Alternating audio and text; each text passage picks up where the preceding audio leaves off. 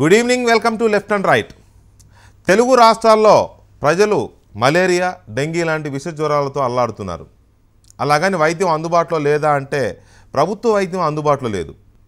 పర్టికులర్గా మారుమూల ప్రాంతాల్లో జనం సమయానికి వైద్యం అందక జ్వరాలతో పట్టణాలకు తరలిపోతున్నారు. అలాగని పట్టణాల్లో సరిగ్గా ఉందంటే పట్టణాల్లో కూడా అలాగే ఉంది. ఎక్కడ చూసినా ప్రైవేటు ప్రభుత్వ ఆసుపత్రులన్నీ జ్వర పీడితులతో కిటకిటలాడిపోతున్నాయి. బిల్లులు ఏమన్నా తక్కువ అవుతున్నాయా అంటే సాధారణ మానవుడు కనీసం జ్వరానికి కూడా చికిత్స పొందలేనంత స్థాయిలో వైద్యం ఖరీదైపోయింది.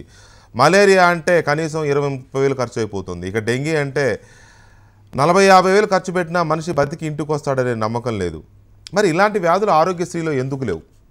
ఆరోగ్యశ్రీ అనేది పేదవాడికి ఉచితంగా వైద్యం అందించడం కోసం ప్రవేశపెట్టిన పథకమే అయితే అందులో కనీసం జ్వరానికి కూడా చికిత్స పొందలేనంత దౌర్భాగ్య స్థితి ఈ రెండు రాష్ట్రాల్లో పేద ప్రజలకు ఎందుకుంది? ఆరోగ్యశ్రీ కార్డులకి అర్థం ఉందా అసలు? ఈ రెండు ఇలాంటి విష జ్వరాలకు సాధారణంగా వచ్చే రోగాలకు కూడా చికిత్సనివ్వలేనప్పుడు ఆరోగ్యశ్రీ ఎందుకు? పెద్ద రోగాలకు మాత్రమేనా? ఇదే డిబేట్ నెంబర్ 1.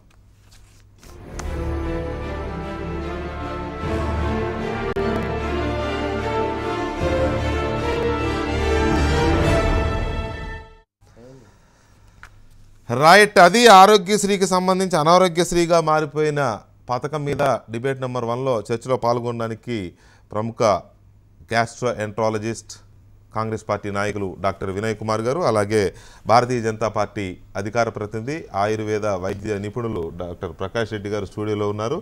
ఇక Telangana state Indian medical association elected president doctor nursing Reddy గారు వరంగల్ నుంచి ప్రత్యక్ష ప్రసారంలో అందుబాటులో ఉన్నారు. తెలుగుదేశం పార్టీ నాయకులు గొట్టిపాటి రామకృష్ణ ప్రసాద్ గారు విజయవాడ నుంచి ప్రత్యక్ష ప్రసారంలో అందుబాటులో ఉన్నారు.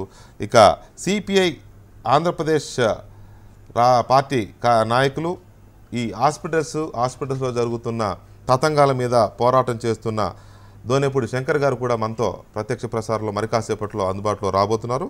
ఇక టీఆర్ఎస్ నాయకులు ప్రముఖ న్యాయవాది తాడూరు శ్రీనివాస్ కూడా మనతో జాయిన్ అవబోతున్నారు. ముందుగా నర్సింగ్ రెడ్డి గారు గుడ్ ఈవినింగ్ అండి. గుడ్ ఈవినింగ్ అండి. మనం పొద్దున నా న్యూస్ అనాలిసిస్లో డిస్కస్ చేశాం, కానీ ఎందుకో నాకు అది సాటిస్ఫాక్షన్ లేదు. ఆరోగ్యశ్రీకి సంబంధించి రెండు రాష్ట్రాలను అల్లాడిస్తున్న ఈ విష జ్వరాలకు సంబంధించి ఎందుకో దాని వైఖరి సరిగా లేదు. ఆరోగ్యశ్రీని సరిగా రూపొందించలేకపోయారు. ఆరోగ్యశ్రీలో పేదవాడికి అందాల్సిన కనీస వైద్యం అందడం లేదనేది చాలా పిన్ పాయింటెడ్గా కనిపిస్తున్న అంశం. దీనికి సంబంధించి ఎందుకు ఆరోగ్యశ్రీ ట్రస్ట్ ఈ జ్వరాలను అందులో చేర్చలేకపోతుంది?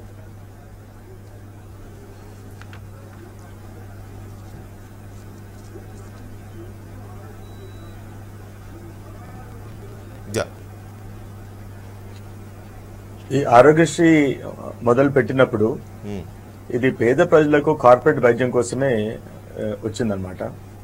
కానీ ఈ స్కీమ్ రూపొందించేటప్పుడు ఈ కామన్ గా వచ్చే డిసీజెస్ అంటే రోగాలు, ఈ జలుబు, దగ్గు, జ్వరము అలాంటివి ఈ పరిధిలోకి తీసుకోలేదు. కానీ రోజు రోజుకి ఏమవుతుందంటే ఈ డెంగ్యూ, ఈ మలేరియా లాంటివి కాంప్లికేట్ అయ్యి, ఎందుకంటే వీళ్ళు వైద్యం సరైన టైంలో అందించుకోలేక, లేకపోతే సరైన సమయంలో వెళ్ళలేక హాస్పిటల్స్ కి, ఇవన్నీ కాంప్లికేషన్స్ తోటి పేషెంట్స్ సీరియస్ కండిషన్ లోకి వెళ్ళి చాలా మంది చనిపోతున్నారు. అదే మధ్యలో మేము ఇండియన్ మెడికల్ అసోసియేషన్ తరఫున కూడా, ప్రైవేట్ హాస్పిటల్ అసోసియేషన్ తరఫున కూడా మేము గవర్నమెంట్ కొన్ని సలహాలు ఇచ్చాము. ఈ కామన్ డిసీజెస్ ని కూడా మీరు సీజనల్ డిసీజెస్ ని ఈ ఆరోగ్యశ్రీ కింద తీసుకోవాలని. కానీ అప్పట్లో అక్కడ ఉన్న వాళ్ళకి అవగాహన లేక, లేకపోతే గ్రౌండ్ రియాలిటీస్ తెలియక వీటిలోకి అమర్చలేకపోయారు. కానీ ఇప్పుడు చూస్తుంటే ఈ జబ్బులు చిన్నగా అనిపించచ్చు, కానీ అసలు అంటే ఈ కాంప్లికేషన్స్ తోటి చాలా మంది చనిపోతున్నారు. ఎందుకంటే వాళ్ళు డబ్బు ఖర్చు పెట్టలేక, లేకపోతే సరైన సమయంలో వాళ్ళకి వైద్యం అందలేక ఇబ్బందులు అని పడుతున్నారు. కానీ ఆరోగ్యశ్రీ వాళ్ళు కూడా అసలు దీని గురించి ఎవరు పట్టించుకోలేదు, ముందుకు రాలేదు. ముందుకు వచ్చినా కానీ గవర్నమెంట్ కి సరిగా వీళ్ళు ఒక అవేర్నెస్ కూడా గవర్నమెంట్ కి చెప్పలేకపోయారు. సో దీంతో ఈ సీజనల్ డిసీజెస్ కి అసలు ఒక ట్రీట్మెంట్ అనేది, ఆరోగ్యశ్రీలో ట్రీట్మెంట్ అనేది మొత్తానికి ఒక సెకండరీ డిసీజ్ లాగా అయిపోయింది. ఎంతసేపు వీళ్ళు పెద్ద రోగాలకి, ఎప్పుడో రేర్ గా వచ్చే రోగాలకి వీళ్ళు వైద్యం చేస్తున్నారు. రైట్, ఒక్క నిమిషం నర్సింగ్ రెడ్డి గారు. డాక్టర్ వినయ్ కుమార్ గారు, ఆరోగ్యశ్రీ అనేది ఒక అద్భుతమైన పథకం, దాన్ని ఎవరు కాదన్నాం కదా. అవినీతి ఉండొచ్చు, అక్రమాలు ఉండొచ్చు, అవినీతి లేనిది ఎక్కడ లేదు కాబట్టి, అవినీతి జరుగుతోంది కాబట్టి దీన్ని ఏదో నియంత్రించాలనుకోవడం పొరపాటు అవుతుంది. First point. రెండో పాయింట్, ఆరోగ్యశ్రీ అనేది సీజనల్ వ్యాధులకు ఎందుకు వర్తింప చేయరు? ఎందుకనంటే ఎక్కువ మంది మనకు ఒకసారి డాటాస్ తీస్తే ఈ సీజనల్ వ్యాధుల వల్ల చనిపోయే వాళ్ళు ఎక్కువ మంది ఉంటారు గిరిజన ప్రాంతాల్లో కానీ పట్టణ ఇవాళ హైదరాబాద్ లాంటి నగరంలో కూడా ఫీవర్ హాస్పిటల్ కిటకిటలాడిపోతుంది డెంగీ మలేరియా టైఫాయిడ్ ఇట్లాంటి జ్వరాలతో. వాళ్ళ దగ్గర డబ్బులు లేవు, 1000 కాదు 2000 కాదు 20,000 30,000 ఖర్చు అవుతుంది. ఎందుకు దీన్ని ఆరోగ్యశ్రీలో చేర్చకూడదు? ఇది ఆరోగ్యశ్రీ కంటే ముందు నేను ఒక చిన్న విషయం చెప్పదలుచుకున్నానండి. ఎందుకంటే ఆరోగ్యశ్రీ పథకం ద్వారా ప్రజలకి అందుబాటులో ఉండేలాగా గవర్నమెంట్ ఏదైతే పథకం తీసుకొని వచ్చిందో అలాగే ప్రివెన్షన్ కూడా చాలా ఇంపార్టెంట్. ఫస్ట్ ఆ జబ్బు రాకుండానే చూసుకోవడం. ఎస్పెషలీ మీరు సీజనల్ అని అన్నారు. సీజనల్ అన్నప్పుడు అందులో కొన్ని ప్రివెంట్ చేయలేము, కొన్ని చాలా మటుకు ప్రివెంట్ చేయవచ్చు. అయితే ఈ ప్రివెన్షన్ దాంట్లో అసలైతే స్వచ్ఛ భారత్ అన్నది చాలా వండర్ఫుల్ పథకం అండి. స్వచ్ఛ భారత్ కరెక్ట్గా కానీ గ్రామాల వరకు ఇంప్లిమెంట్ చేయగలిగితే చాలా రోగాలు అసలు ప్రివెంట్ అవుతాయి. దాంతో చాలా గవర్నమెంట్కే వాళ్ళపైన ట్రీట్మెంట్కి ఖర్చు అవన్నీ సేవ్ అయ్యి అది భారతదేశాన్ని ముందుకు తీసుకెళ్ళడానికి చాలా ఉపయోగపడుతుంది. అయితే ఈ డెంగ్యూ ఇప్పుడు ఈ వచ్చే మలేరియా అండ్ డెంగ్యూ ఫీవర్లు చాలా కామన్గా ఉన్నాయి, ప్లస్ డయేరియాలు చాలా వస్తూ ఉంటాయి. కాబట్టి ఈ డెంగ్యూ అన్నది స్పెసిఫిక్గా ఎక్కువ ఖర్చుతో కూడింది, మలేరియా కంటే ఎక్కువ డెంగ్యూ. ఎందుకంటే ఒక ప్లేట్లెట్స్ పడిపోతే ఒక ప్లేట్లెట్ ప్యాక్ ఇవ్వడానికి 15,000 నుంచి 18,000 అవుద్ది. ఒకటి నుంచి తీసుకోవాల్సి వస్తుంది. అది స్టోరేజ్ చేయలేము, ఎందుకంటే ప్లేట్లెట్స్కి 6 గంటలదే వ్యవధి ఉంటుంది. 6 గంటల్లో అవి చచ్చిపోతాయి. సో 6 అవర్స్కి ఒకసారి రీప్లేస్ చేస్తూ ఉండాలి.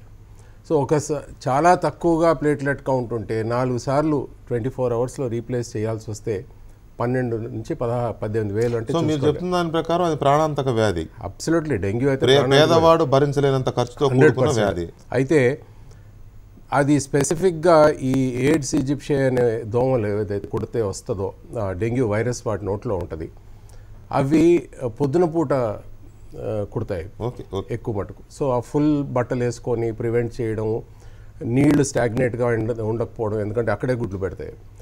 లేకపోతే అది పాసిబుల్ కాకపోతే వాటిని పెస్టిసైడ్స్తోని ఆ నీళ్ళని ఆ గుడ్లు చచ్చిపోయేలాగా చేయడం, ఇవన్నీ గవర్నమెంట్ బాధ్యతలే. ఇవన్నీ అయ్యాక కూడా డెంగ్యూ అయితే వచ్చిన వాళ్ళకి వస్తూ ఉంటుంది. వచ్చినప్పుడు 24 గంటల్లో 4 సార్లు ప్లేట్లెట్లు ఇవ్వాల్సి వస్తే అంటే నియర్లీ 70,000-80,000 రూపీస్ ఒక్క రోజుకి అయిపోతే, అలాంటిది పేదవాళ్ళు అసలు రిచ్ పీపులే ఎంతవరకు దాన్ని తట్టుకోగలుగుతారు అన్నది వాళ్ళకి కష్టం. కానీ పేదవాళ్ళు అయితే అసలు తట్టుకోవడం అనేది ఇంపాసిబుల్. వాళ్ళకి 100% ఒక లైఫ్లో ఒక్కసారి హిస్టరెక్టమీ చేయించుకొని ₹1,00,000 కంటే ఇది ఒక్కసారి వచ్చేస్తే 4-5 లక్షలు తీరిపోతుంది వాళ్ళకి.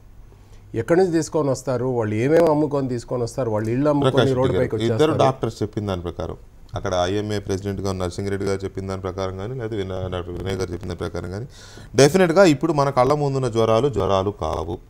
ఇవి ప్రాణాంతక జ్వరాలు. శృతి మించితే 2 రోజులు లేట్ అయితే, 3 రోజులు చికిత్స లేట్ అయితే ఇవి ప్రాణాలను హరించే స్థాయికి వెళ్ళిపోతున్న ప్రాణాంతక వ్యాధులు. ఇది ఆరోగ్యశ్రీ జాబితాలో లేవు. నీ పళ్ళకు పాలిష్ చేయించుకుంటావా అంటే ఆరోగ్యశ్రీలో ఉంటుంది. నా పళ్ళు తలతలలాడాలి అంటే నేను డెంటల్ హాస్పిటల్కి వెళ్ళి ఒక మంచి మా నరసింహారెడ్డి గారికి ఉందేమో డెంటల్ హాస్పిటల్, అక్కడికి వెళ్ళి మంచి పాలిష్ చేయించుకుంటే దానికి ఆరోగ్యశ్రీలో పేమెంట్ ఇస్తారు. బట్ నాకు జ్వరం వచ్చింది, నాకు ప్లేట్లెట్ ఎక్కించిందంటే ఆరోగ్యశ్రీలో రాదు. What is this? ఏం పాలసీ ఇది? ఇది ఎలాంటి పథకం? ఇది ప్రభుత్వాలకు ఎందుకు ఈ ఆలోచన రాదు? సార్ దీంట్లో ఆరోగ్యశ్రీ విషయంలో మనం అంటే ఇది తప్పుడు విషయం అని మొదటి నుంచి చెప్తున్నాం కొన్ని విషయాలలో. బట్ దీంట్లో ఉన్నటువంటి కిటికీ ఏంటంటే sir, Aarogyasri private hospitals, corporate hospitals and Aarogyasri trust, ఇంతకుముందు ఇన్సూరెన్స్ ఉండే స్టార్ ఇన్సూరెన్స్, ఈ మధ్యలో ఉన్నటువంటి ఒక డిస్కషన్లో వచ్చినటువంటి సింథటిక్ ప్రాసెస్ అది జరిగినటువంటి విషయం. అది ఇకపోతే దాంట్లో మీరు అన్నట్టు అవినీతి జరిగింది అది అని చెప్పిన తర్వాత కొంత హిస్టెక్టమీలు ఇండిస్క్రిమినేట్గా సర్జరీస్కి పోతున్నారు అనే ఇష్యూ వచ్చిన తర్వాత కొన్ని సర్జికల్ ప్రొసీజర్స్ను ఓన్లీ గవర్నమెంట్ హాస్పిటల్స్ దాంట్లో పోతలేదు.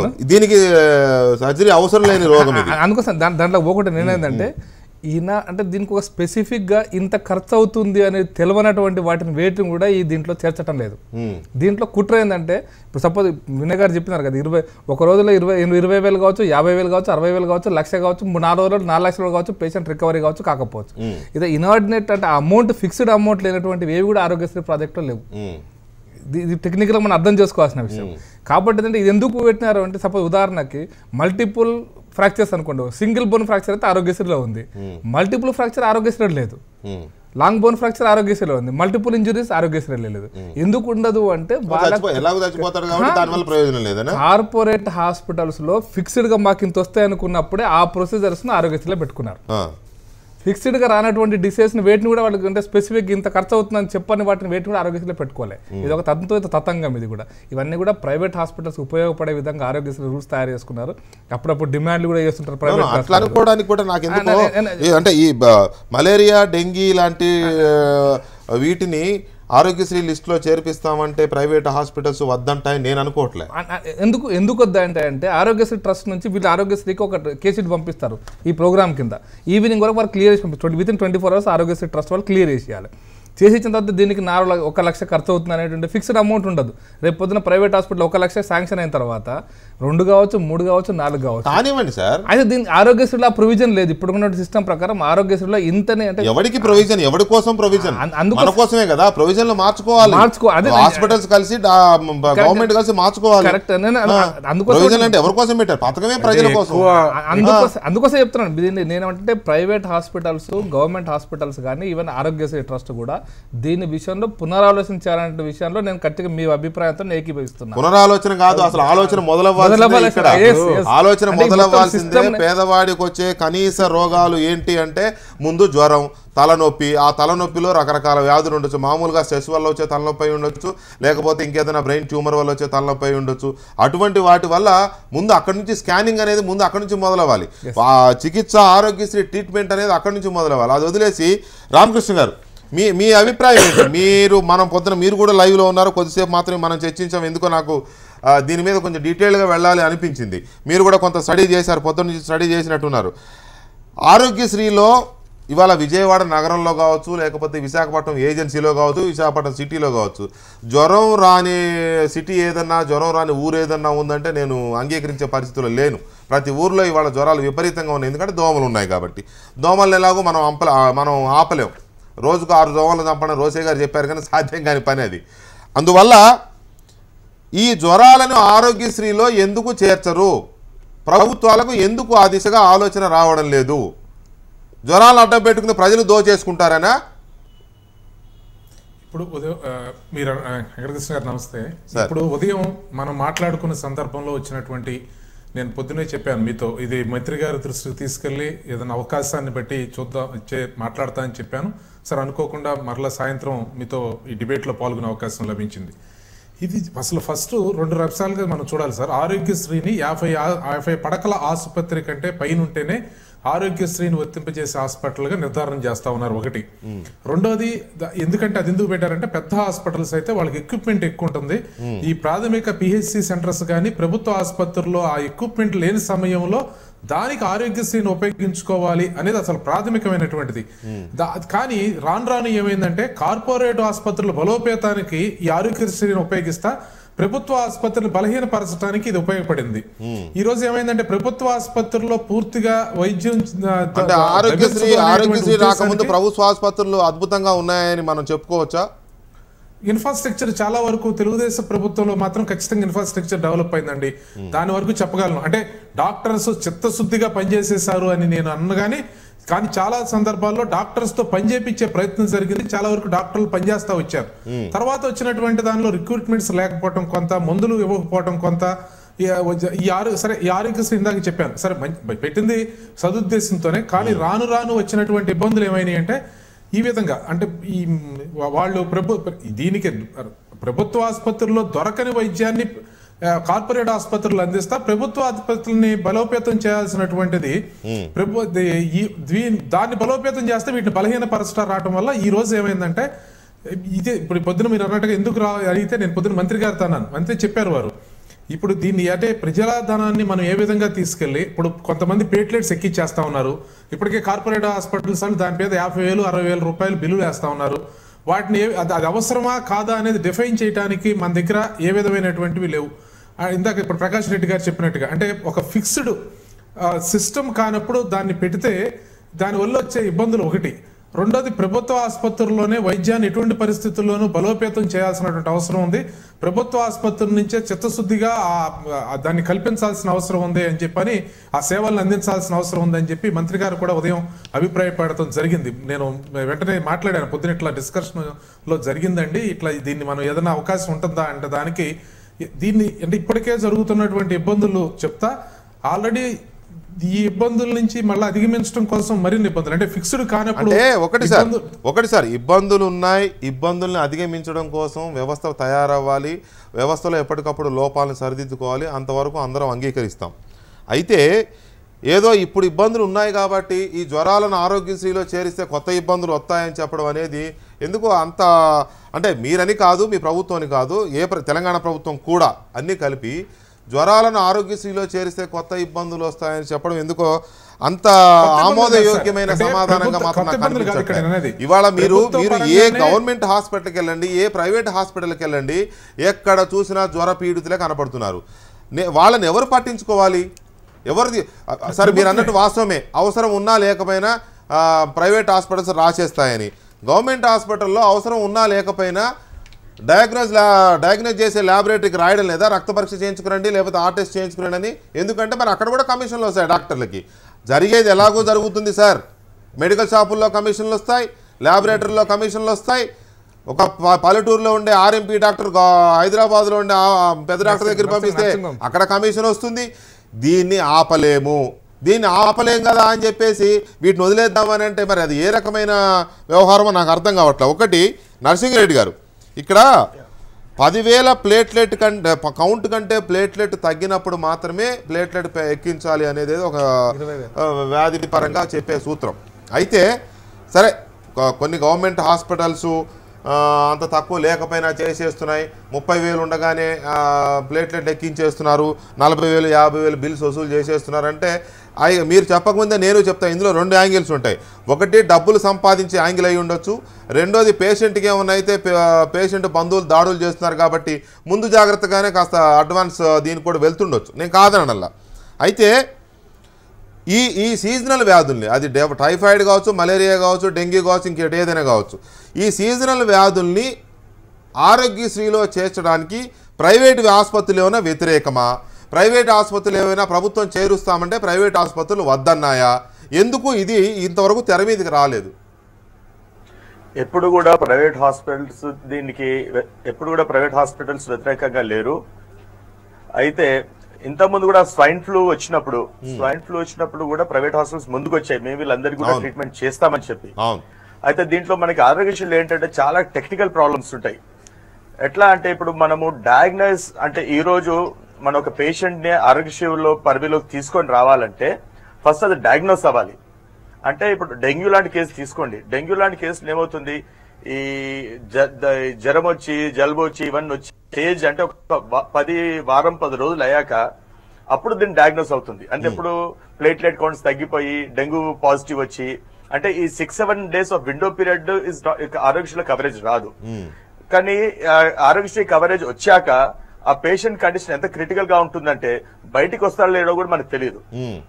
దీంట్లో ఇంకో విషయం ఏంటంటే ఆరోగ్యశ్రీలో కూడా వాళ్ళు ఎప్పుడు కూడా బాగా డిడక్షన్స్ చేస్తుంటారు. అంటే పేషెంట్ చనిపోతే పేమెంట్ చేయరు, లేకపోతే పేషెంట్ స్టే ఎక్సీడ్ అవుతే కూడా దానికి అడిషనల్ పేమెంట్ చేయకుండా ఇలా టెక్నికల్ గా బాగా విపరీతంగా అన్ని హాస్పిటల్ బాగా సతాయిస్తుంటారు. దీంట్లో ఇంకో మేజర్ ఇష్యూ ఏంటంటే ఈ డయాగ్నోస్ అనేది వెరీ సబ్జెక్టివ్. అంటే మనం 4 days లో డయాగ్నోస్ చేస్తే అది ఒప్పుకుంటారో తెలియదు, 6th day డయాగ్నోస్ చేస్తే ఒప్పుకుంటారో తెలియదు, లేదా 2nd day డయాగ్నోస్ చేస్తే ఒప్పుకుంటారో తెలియదు. సో ఇలా ఆరోగ్యశ్రీలో కూడా చాలా ఇబ్బందులు చేస్తుంటారు. కాబట్టి మేము అందరం అడిగాం, మీరు ప్రాపర్ గైడ్ లైన్స్ ఇవ్వండి, ప్రాపర్ ప్రోటోకాల్స్ ఇవ్వండి. అన్ని ప్రైవేట్ హాస్పిటల్స్ ప్రైవేట్ డాక్టర్స్ అందరూ కూడా they are willing to serve Aarogyasri అని క్లియర్ గా కూడా మేము అప్పుడు ఎక్స్ప్లెయిన్ చేసి కూడా చెప్పాం వాళ్ళకి. కానీ అది ఎందుకో మరి ఆరోగ్యశ్రీ పట్టింపు లేదు, వాళ్ళు ముందుకు రారు, ఇంకోటి చేయనివ్వరు. అంటే ప్రభుత్వానికి పట్టింపు లేదా, ఆరోగ్యశ్రీ ట్రస్ట్ కు పట్టింపు లేదా? అంటే ఆరోగ్యశ్రీ వాళ్ళు ప్రభుత్వాన్ని వాళ్ళకి చెప్పాలి, ఇలా చేయగలుగుతామని వాళ్ళు గైడ్ చేయాలి ప్రభుత్వాన్ని. ఇప్పుడు ప్రభుత్వానికి ఎవరు చెప్పాలి? డాక్టర్లు చెప్పాలి. ఇప్పుడున్న గవర్నమెంట్ హాస్పిటల్లో సూపరింటెండెంట్లు ఉన్నారు, ప్రిన్సిపల్ ఉన్నారు, పెద్ద పెద్ద ప్రొఫెసర్స్ ఉన్నారు. వాళ్ళందరూ కూర్చొని ఒక కమిటీ ఫామ్ చేసుకొని దీన్ని ఎందుకు మనం తేలేము, దీంట్లో ఉన్న ప్రాక్టికల్ ప్రాబ్లమ్స్ ఏంటి, ఉన్న ప్రాబ్లమ్స్ నుంచి మనం ఎలా బయటికి వచ్చేది అనేది ఆలోచన చేయాలి. ప్రతి ఇష్యూకో సొల్యూషన్ ఉంటుంది, కానీ ఆ చిత్తశుద్ధి లేకనే కదా ఈ ప్రాబ్లమ్స్ అని మొదలవుతున్నాయి. రైట్, జాయిన్ అయ్యారు మనతో. ఒకసారి వారి ఒపీనియన్ కూడా తీసుకుందాం. ప్రభుత్వ పరిధిలోకి జ్వరాలు రావడం లేదు, జ్వరాలు ఇప్పుడు జ్వరాల్లా లేవు, జ్వరాలు ప్రాణాలు తీసేది. ఇంతకుముందు జ్వరాలు అంటే ఒక క్రోసిన్ టాబ్లెటో లేకపోతే ఏదో అనాజినో ఏదో వేసుకునేవాళ్ళు కదా, ఆ తెల్లదో పచ్చదో టాబ్లెట్ ఒకటి గవర్నమెంట్ హాస్పిటల్ ఇస్తే అది వేసుకునేవాళ్ళు తగ్గేది, లేకపోతే ఇట్లాంటి ఆయుర్వేద డాక్టర్ దగ్గర ఏదో కషాయం ఇస్తాడు తగ్గిపోతుంది. ఇప్పుడు అలా లేదు, జ్వరంలా లేదు. జ్వరం వచ్చిందంటే పేషెంట్ హాస్పిటల్కి వెళ్ళి ఇంటికి తిరిగి ప్రాణాలతో వచ్చేదాకా ఇంట్లో వాళ్ళకి భయమే, అట్లా ఉంది సిచ్యువేషన్. దీన్ని ఎందుకు ఆరోగ్యశ్రీ పరిధిలోకి తీసుకురావడం లేదు? ఆరోగ్యశ్రీ అంటే పెద్ద పెద్ద రోగాలు వచ్చాయి, లక్షల రూపాయలు ఖర్చు అవుతుంది అనుకుంటేనే ఆరోగ్యశ్రీనా? మరి ఇది కూడా అలాగే అవుతుంది, ఈ జ్వరాలు కూడా అలాగే అవుతున్నాయి. 100% ఒక్కటి అంటే నేను రాజకీయ పార్టీ ఒక నాయకునిలాగా మీతో పాటు నేను ఎగిపోయిస్తూ మీరు మాట్లాడిన అన్నీ విన్నాను, వాటన్నిటి నిజంగా కూడా మీరు ఏదైతే ఆవేదన వెలిపించారో సంపూర్ణంగా దాంతో ఏకీభవిస్తూ ఈరోజు పరిస్థితులు ఏమైపోయినాయంటే మీకు ఒక చిన్న ఎగ్జాంపుల్ చెప్తాను. గతంలో కూడా ప్రకాష్ అన్నతో కూడా షేర్ చేసుకున్నాను. మొన్న మధ్యన ఒక కార్పొరేట్ హాస్పిటల్లో డెలివరీకి వెళ్ళినాం. దానికి పేరు ఇచ్చారు, అది ఫ్రీ డెలివరీ అని, పెయిన్ డెలివరీ అని, ఫ్రీ డెలివరీ ఏదో ఉంటుంది, పెయిన్లెస్ డెలివరీ అని. బట్ బిల్ చూస్తే ఒక 3.80 3,80,000 రూపాయలు బిల్లు. నేను షాక్ అయిపోయాను. అక్కడే మా మమ్మీ ఉండింది. మా అమ్మని అడిగాను, అమ్మ మరి నేను పుట్టినప్పుడు ఎంత ఖర్చు వచ్చిందంటే షార్ట్గా చెప్తా ఉన్నాను మీకు. నేను పుట్టినప్పుడు ఏం ఖర్చు వచ్చింది, నీకేం ఖర్చు వచ్చిందిరా, ఇంట్లోనే పుట్టినావు, ఎట్లా మరి డాక్టర్ వచ్చాడా అంటే, డాక్టర్ ఎక్కడ, మంగళలక్ష్మి వచ్చింది, నీ బొడ్డు కోసింది. తెలంగాణ సో నేను చాలా షాక్ అయ్యాను. నేను ఖర్చు ఎంత వచ్చింది అన్నాను. ఏదో పంట పండినప్పుడు ఇన్ని వడ్లు ఇచ్చినావు. ఆ రోజు నుంచి అసలు ఈ రోజుకు చూస్తే అసలు ఎంత తేడా వచ్చింది అనేది చాలా బాధపడ్డాం మనం. అంటే అసలు కార్పొరేట్ వైద్యంలో దేనికి బిల్లు వస్తున్నారు? ఏసీకి వేస్తున్నారా, రూమ్కి వేస్తున్నారా, లేదా వాళ్ళు మంచిగా నవ్వుతూ మాట్లాడించినందుకు వేస్తున్నారా? అసలు దేనికి ఇంత బిల్లు పడతా ఉంది? ఆ రోజు రోగాలు సేమ్, ఈ రోజు రోగాలు, కాకపోతే ఇంకా ఈజీ అయింది. అప్పుడు డాక్టర్ నాడీ పట్టుకొని చూసి 5 రూపాయలకు అన్ని మనని హిస్టరీ అడిగి దాని రోగానికి ఉన్న సిమ్టమ్స్ను బట్టి ఆయనే డయాగ్నోస్ చేసుకొని ఒక గుర్తించి ఇది ఈ రోగం అయి ఉంటుంది అని మెడిసిన్ ఇచ్చేవాళ్ళు. ఒక 5 రూపాయల్లో సూది ఇచ్చేవాళ్ళు, గోలు ఇచ్చేవాళ్ళు, ఇంటికి వెళ్ళిపోయేవాళ్ళం. కానీ ఈరోజు టెక్నికల్ పోగానే మన ప్రాబ్లం చెప్పగానే దానికి సంబంధించినటువంటి డయాగ్నోసిస్కి పంపడం, ఫస్ట్ అక్కడ బిల్ అవ్వడం. ఈరోజు ఒక్కొక్క డెంగ్యూ వచ్చిందా లేదా అనే భయంతో మొన్న ఒక ఇన్సిడెంట్ నేను చూశాను.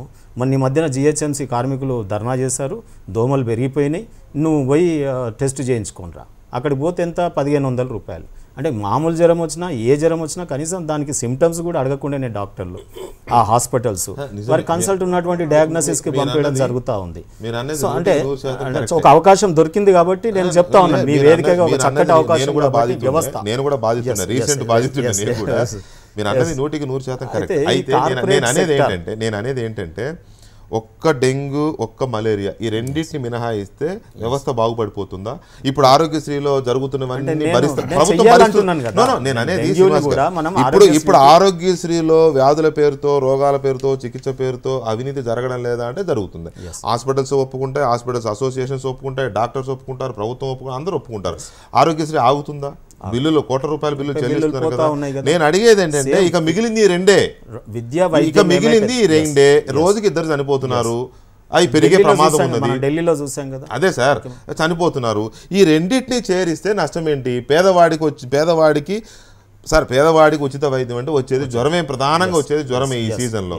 వాళ్ళకి అది ఇవ్వడం వల్ల వచ్చిన నష్టమేం లేదు కదా. ఇన్ని 100 కోట్లు 1000 కోట్లు దోచేసుకుంటున్నప్పుడు ఈ మహా అయితే ఇంకొక 100 కోట్లు దోచుకుంటారేమో. ఈ 100 కోట్లు 50 కోట్లు అయితే సద్వినియోగం అవుతాయి కదా. అందుకే కదా మనం అంటాం 100 criminals may be escaped, 1 innocent should not be కాదా కదా అనేది న్యాయ సూత్రం. అంతే కదా, 100 కాదు 1000 యాక్చువల్లీ. సో అందువల్ల ఎందుకు దాన్ని ప్రభుత్వాలు పట్టించుకోవాలి? దీని మీద ఆలోచన చేసే కదా మన కార్పొరేట్ హాస్పిటల్స్ అందరిని పిలిచి ముఖ్యమంత్రి గారు మాట్లాడినారు, ఏం చేద్దాం, ఫలితం లేదు, ఏ రకంగా చేద్దాం. అదే ఉన్న పలంగా ఒక డిసిషన్ కి అయితే రాలేదు. ప్రైవేట్ హాస్పిటల్స్ రెడీగా ఉన్నాయి, వారేం వ్యతిరేకించట్లా ఈ 2 వ్యాధులను ఆరోగ్యశ్రీలో చేర్చడానికి. కానీ ప్రభుత్వం కానీ ఆరోగ్యశ్రీ ట్రస్ట్, నాకున్న ఇన్ఫర్మేషన్ ఏంటంటే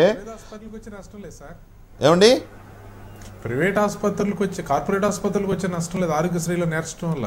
నో అంటే మనం ప్రతిదాన్ని అంటే రామకృష్ణ గారు మన ప్రతిదాన్ని ఆసుపత్రుల్ని దోషులు చేయడం కూడా నాకు ఎందుకో నచ్చదు.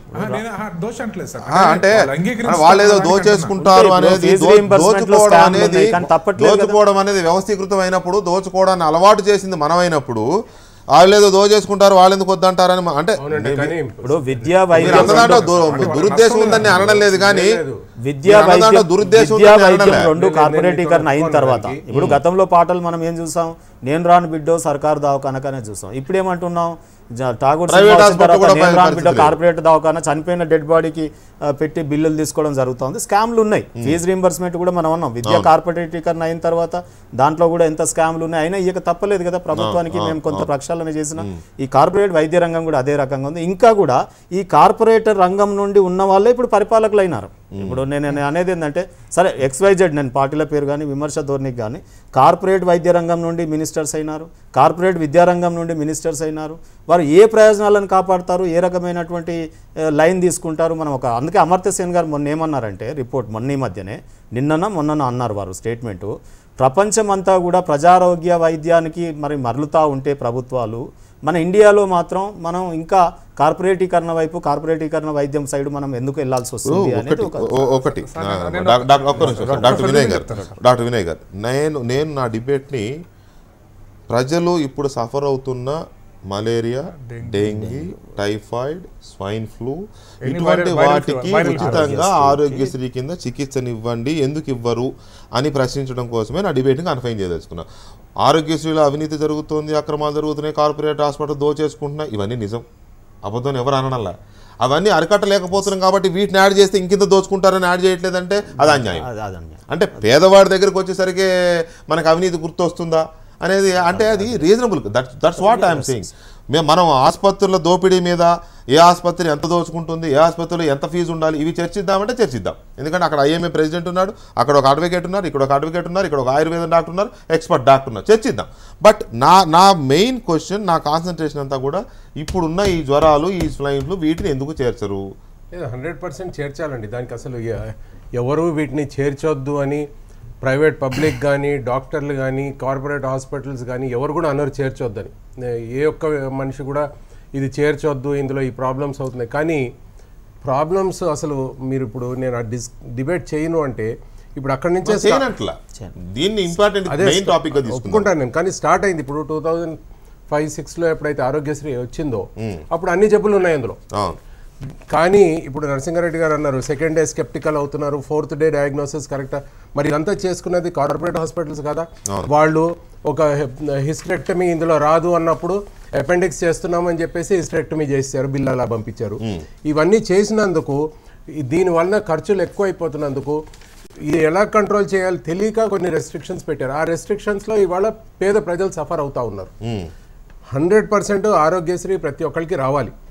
ఇవాళ దీన్ని రాజకీయం చేయొద్దు. ఇప్పుడు తెలుగుదేశం లీడర్ గారు అన్నారు ఎక్విప్మెంట్ గవర్నమెంట్ హాస్పిటల్స్లో చాలా బాగుండింది అని. బాగుంటే ఇమీడియట్గా కాంగ్రెస్ ప్రభుత్వం రాగానే ఎందుకు ఆరోగ్యశ్రీ పెట్టాల్సి వచ్చింది? ప్రజలు కార్పొరేట్ హాస్పిటల్కి వెళ్తున్నారు కాబట్టి పెట్టాల్సి వచ్చింది. నేను గవర్నమెంట్ హాస్పిటల్స్లో పనిచేశాను, కార్పొరేట్ హాస్పిటల్లో పనిచేశాను. ఈ కార్పొరేట్ హాస్పిటల్స్ వచ్చినప్పటి నుంచి లేట్ 80s నుంచే దిగజారిపోయింది గవర్నమెంట్ హాస్పిటల్. ఎక్విప్మెంట్ రావడం బంద్ అయిపోయింది, ఇన్ఫ్రాస్ట్రక్చర్ రాలేదు, మొత్తం కాన్సన్ట్రేషన్ కార్పొరేట్ హాస్పిటల్కి వచ్చింది.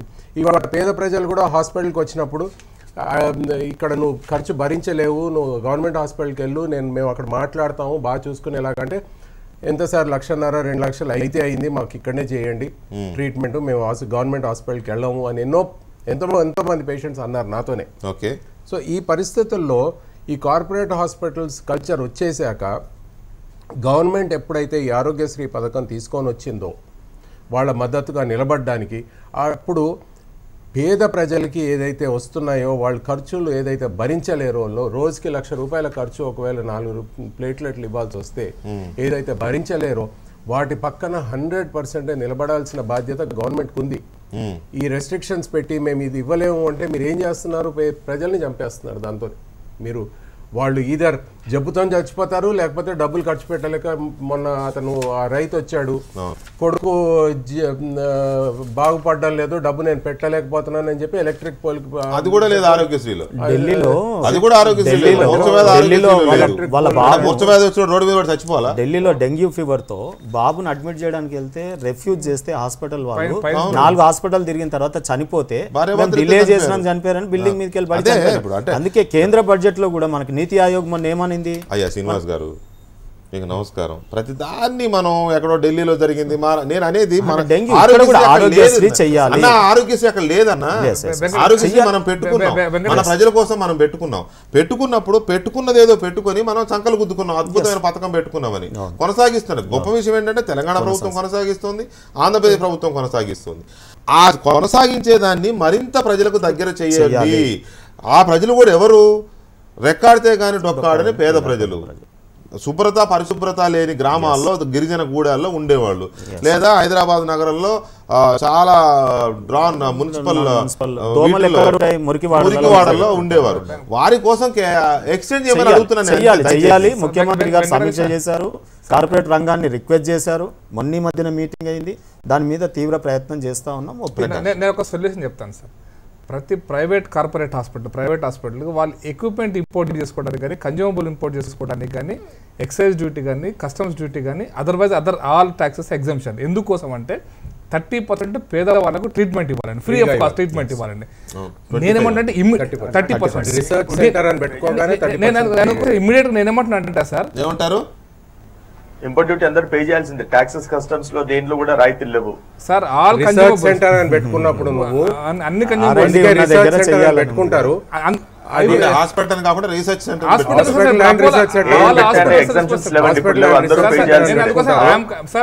Confining my discussion only to corporate hospital, only big corporate hospital. వారికి అంటే ఇప్పుడు అపోలో లాంటి పెద్ద హాస్పిటల్స్ నాకు వారి హాస్పిటల్ తెలియదు. బట్ నేనేమంటానంటే ఇప్పుడు ఇమ్మీడియట్ గా రాష్ట్ర ప్రభుత్వం ఈ చట్టాన్ని ఏదైతే ఎగ్జామ్షన్ చట్టాన్ని ఇమ్మీడియట్ గా ఇంపోజ్ చేసి, అంటే దీన్ని ఇంపోజ్ చేయడం అంటే చట్టం ఉంది, దాన్ని ఎన్ఫోర్స్మెంట్ చేయడం కోసం వాళ్ళ కార్పొరేట్స్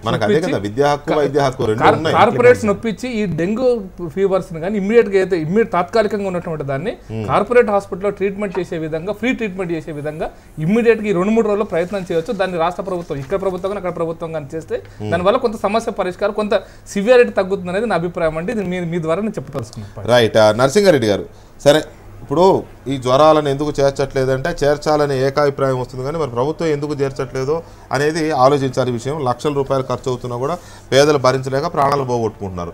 కాళ్ళు పట్టుకున్నా యాజమాన్యాలు వినవు. ఎందుకంటే సరే ఫ్రీగా అయితే చేయలేరు కదా, వాళ్ళు ఏమైనా డిస్కౌంట్ ఇస్తారేమో కానీ ఫ్రీగా చేయలేరు.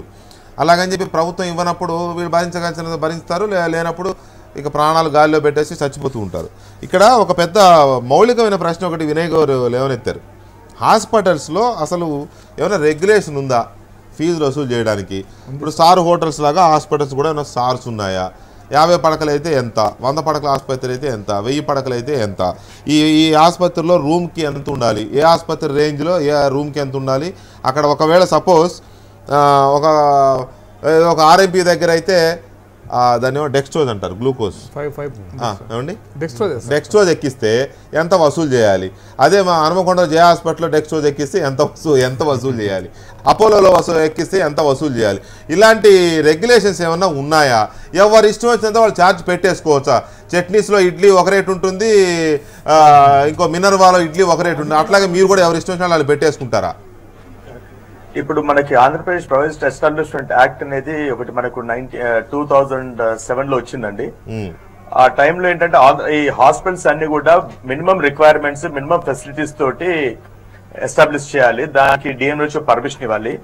అదే సమయంలో ప్రతి హాస్పిటల్ వాళ్ళు చార్జ్ చేసే రేట్స్, అంటే మీరు కన్సల్టేషన్ ఫీ కానీ, ప్రొసీజర్స్ ఫీజ్ కానీ, మీ రూమ్ రెంట్స్ కానీ, మీ ఆపరేషన్ థియేటర్ చార్జెస్ కానీ, ఏవైనా కానీ మీరు హోటల్లో మెనూ కార్డులో ఎలా డిస్ప్లే చేస్తారో అలా ఒక బోర్డు మీద డిస్ప్లే చేసి, లేకపోతే పేషెంట్ అడిగినప్పుడు పేషెంట్ గా డిస్ప్లేడ్ రేట్స్ అన్ని చూపించాలనేది యాక్ట్ లో ఉంది. చాలా హాస్పిటల్స్ కూడా చేస్తున్నారు. ఈ రోజు మీరు వెళ్ళి చూడండి, హాస్పిటల్స్ లో మీకు ప్యాకేజ్ రేట్స్ కానీ ఇవన్నీ కూడా మీకు డిస్ప్లే పెడతారు. మీరు బయట ఫ్లెక్సీ పెడతారు, ఎందుకంటే రోగాలు 1000 కొద్ది ఉన్నాయి కాబట్టి అన్ని కూడా పరిధిలో రావు. కాబట్టి ఏం చేస్తారంటే మీకు బుక్లెట్ లాగా ఇస్తున్నారు. బుక్లెట్ లో వాళ్ళ రేట్స్ కూడా అన్ని ప్రింట్ చేసి అడిగిన వారికి అందరికీ కూడా చూపిస్తున్నారు. సో ఈ యాక్ట్ నేనైతే చట్టం ఉందండి. ఎక్కడ చూడలేదు నరసింహారెడ్డి గారు. అపోలో హాస్పిటల్స్ నరసింహారెడ్డి గారు, కానీ అపోలో వాళ్ళు చార్జ్ చేసే ఓవర్ హెడ్స్ వాళ్ళకి డాక్టర్ ఉంటాయి. డాక్టర్ వాళ్ళు నరసింహారెడ్డి గారు charge మీరు చేస్తారు. చెప్తున్నారు కానీ Depends ఆయన on ఎవరు the సీన్ అండి. hospital వాళ్ళ నేను ఎక్కడ status చూడలేదు మరి, వాళ్ళ నేను ఎప్పుడు ఎక్కడ చూడలేదు. నరసింహారెడ్డి గారు ఒక్క విషయం సార్, నేను చూశాను సార్, నాకు తెలుసు ప్రైవేట్ ఎస్టాబ్లిష్మెంట్ యాక్ట్ రిసెప్షనిస్ట్ వెనకాల ప్రతి హాస్పిటల్లో చీమంత అక్షరాలు కనపడినంత అక్షరాలతోటి వాళ్ళు బోర్డ్స్ పెట్టున్నారు సార్. మీరు హాస్పిటల్ నామకే వాస్తే. ఖచ్చితంగా ఉన్నాయి, మీరు డౌట్ నేను చెప్పట్లేదు. 2000 టెస్టులు ఉంటాయి. టెస్ట్ గా సార్ కొన్ని మినిమం రూమ్ రెంట్ ఇంత అనేది సార్, మినిమం రూమ్ నేను చూశాను సార్, అన్ని హాస్పిటల్స్ లో ఉన్నాయి. బట్ మీరు చీమకంత ఎవరికి కనపడనంతగా కనపడుతున్నాయి. నేను ఇంకా దురదృష్టకర విషయం ఎంత ఖర్చు అవుతుంది, ఎంత ఖర్చు వస్తుంది ప్రతి పేషెంట్ అడుగుతారండి. ఆపరేషన్ చేసే ముందు ప్రతి ఒక్కరు అడుగుతారు, నాకు అసలు ఎంత ఖర్చు అవుతుంది, నాకు మందులకు ఎంత ఖర్చు అవుతుంది, ఇన్వెస్టిగేషన్స్ ఎంత ఖర్చు అవుతుంది, హాస్పిటల్ చార్జెస్ ఎంత ఖర్చు అవుతుందని ప్రతి ఒక్కరు ముందు అడుగుతారు. అన్నాకి వాళ్ళు హాస్పిటల్ జాయిన్ అవుతున్నారు. ఎక్కడ కూడా ఇప్పుడు అనుకుంటా కానీ ట్రాన్స్పరెన్సీ మన దగ్గర ఉంది. చాలా మంది ఏం చేస్తున్నారంటే విండో షాపింగ్ చేస్తారు. ఇప్పుడు మన దగ్గర సర్జరీ ట్రీట్మెంట్ చేసుకోవాలని కూడా అలాంటిది లేదు వాళ్ళకి. ఈ రోజులలో పేషెంట్ కి చాలా ఆప్షన్స్ ఉన్నాయి, ఇంటర్నెట్ ఉంది, ప్రతి విషయానికి ఇంటర్నెట్ లోకి అంటే హాస్పిటల్ అంటే మీరు అన్న దాంట్లో హాస్పిటల్ ఎప్పుడు కూడా షాపింగ్ మాల్ కాదు కదా నరసింహారెడ్డి గారు. నరసింహారెడ్డి గారు, హాస్పిటల్ ఎప్పుడు కూడా షాపింగ్ మాల్ కాదు. ఎందుకంటే ఏదైనా వస్తువు కొనాలనుకునేవాడు 10 షాపులు తిరుగుతాడు, కానీ రోగిని సంఖలో పెట్టుకొని ట్రీట్మెంట్ ఇప్పించాల్సి. మీరు చూడండి, ప్రతి పేషెంట్ ప్రతి వారు కూడా చాలా ఇంటెలిజెంట్ అండి. ప్రతి ఒక్కరు ఇంటర్నెట్ లో చదువుతున్నారు, ఇంటర్నెట్ లో రేట్స్ సీరియస్ పేషెంట్ రాగానే మీరు ఐసీయూలో కాంప్రమైజ్ చేయగలుగుతున్నారు కూడా బయటికి ప్యాకేజ్ ఇచ్చినా గానీ 60,000 ఎక్కడ కన్సర్వ్ చేయొచ్చు, ఎక్కడ ఇది చేయొచ్చు అన్నది కూడా చాలా బయటికి రావచ్చు. అలాగా అదంతా కరెక్ట్ కాదు. ఇప్పుడు మనం పేద ప్రజలకి మనం ఆదుకుంటున్నామా, మనం డైరెక్ట్గా లేకపోతే ప్రభుత్వం ఆరోగ్యశ్రీగా అది మాట్లాడుతున్నాం. ఇప్పుడు అందులోకి వెళ్తే అది మందులకే కానీ అనుకోని ఆరోగ్యశ్రీ ట్రస్ట్ వాళ్ళు అనుకుని డెఫినెట్ గా విష జ్వరాలని మనం దీంట్లో ఇంక్లూడ్ చేయొచ్చు. ప్రైవేట్ హాస్పిటల్స్ ముందుకు వస్తాయి, వాళ్ళు ట్రీట్మెంట్ కూడా చేస్తారు. కానీ ప్రాపర్ గైడ్ లైన్స్, ప్రాపర్ గా దీని ప్రోటోకాల్స్ చేయాలండి. దీనికి అంటే ప్రభుత్వానికి కమిట్మెంట్ ఉంటే చేయొచ్చు, అంతేనా? డెఫినెట్ గా చేయొచ్చండి. ప్రభుత్వానికి ఉండాలి, ఆరోగ్యశ్రీ ట్రస్ట్ వాళ్ళు గవర్నమెంట్ కి అడ్వైస్ చేయాలి, చేయగలుగుతామని చెప్పి. రైట్. రామకృష్ణ గారు, ఇప్పుడు ఇక్కడున్న 5-6 అందరం అంగీకరిస్తున్నాం ఇది అవసరం అని చెప్పి. మనకు అవసరమైన అనిపించింది, ప్రభుత్వానికి ఎందుకు అవసరం అనిపించట్లేదు, లేదా ఆరోగ్యశ్రీ ట్రస్ట్కి ఈ జ్వరాలను ఫ్రీగా ట్రీట్మెంట్ ఇవ్వాలి అని ఎందుకు ఆరోగ్యశ్రీ ట్రస్ట్కి అనిపించట్లేదు? అంటే ఎక్కడో అప్రోచ్లో తేడా ఉంది. పేదవాడు అంటే ఒక చిన్న చూపు అనేది స్పష్టంగా కనపడింది. ఎందుకంటే జ్వరం అనేది పెద్దవాళ్ళకి రావు, ఎందుకంటే బాగా హై లొకాలిటీస్లో, పాష్ లొకాలిటీస్లో ఉంటారు కాబట్టి చాలా తక్కువగా వస్తాయి. కానీ పేదవాళ్ళకి ఎక్కువగా వస్తుంటాయి, మురికివాడల్లోనూ గిరిజన తండాల్లో ఉంటారు కాబట్టి. అంటే వాళ్ళని ఆదుకోవాలనే అప్రోచ్లో తేడా ఉండబట్టే ఈ వ్యాధులు ఇంక్లూడ్ అవ్వలేదేమో అనిపిస్తుంది. మీరే చెప్పారు ఇందాక, మీ మంత్రి గారు చెప్పారని డెంటల్ హాస్పిటల్స్ చేశారు. చాలామంది కాస్మెటిక్ అంటే పళ్ళకి పాలిష్ చేయించుకోవడానికి వెళితే మాత్రం ఆరోగ్యశ్రీలో ట్రీట్మెంట్ ఉంది, కానీ జ్వరానికి ట్రీట్మెంట్ లేదు అని. ఇప్పుడు అంటే ఎలా అవుతుంది అనే దానికి చెప్తున్నా సార్. అదే ప్రభుత్వ ధనాన్ని ఏ విధంగా అంటే మనం ఒక దాన్ని తీసుకొస్తే అది ఏ విధంగా దుర్వినియోగం. మీరు మనం ఇక్కడ గమనించాల్సింది ఏమంటే సార్, ఈ ప్రభుత్వం ఖర్చు పెట్టేది కూడా ప్రజల డబ్బులే, అది ఆ పేదల నుంచి పన్నుల రూపంలో వసూలు చేసిన డబ్బులే.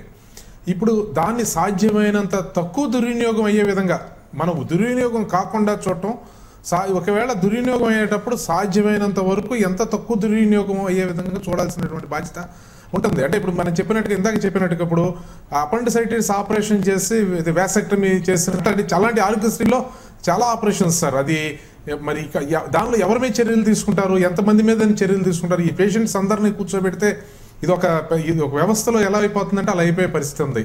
ఇది ఎంత జ్వరాలు మీరు అన్నట్టుగా వాస్తవమే. గతంలో జ్వరాలు ఒక 10 రూపాయలు 5 రూపాయలు, ఇందాక శ్రీనివాస్ గారు చెప్పినట్టుగా ఏదో గోళీ వెళ్ళేసుకుంటే లేదంటే సూది ముందు వేసుకుంటేనే తగ్గిపోయేది, లేదంటే వాళ్ళ దగ్గర వచ్చిన ఫ్రీ శాంపిల్స్ ఇచ్చేవారు మాలాంటి వాళ్ళకైతే తెలిసిన డాక్టర్లు ఎవరైనా ఉంటే.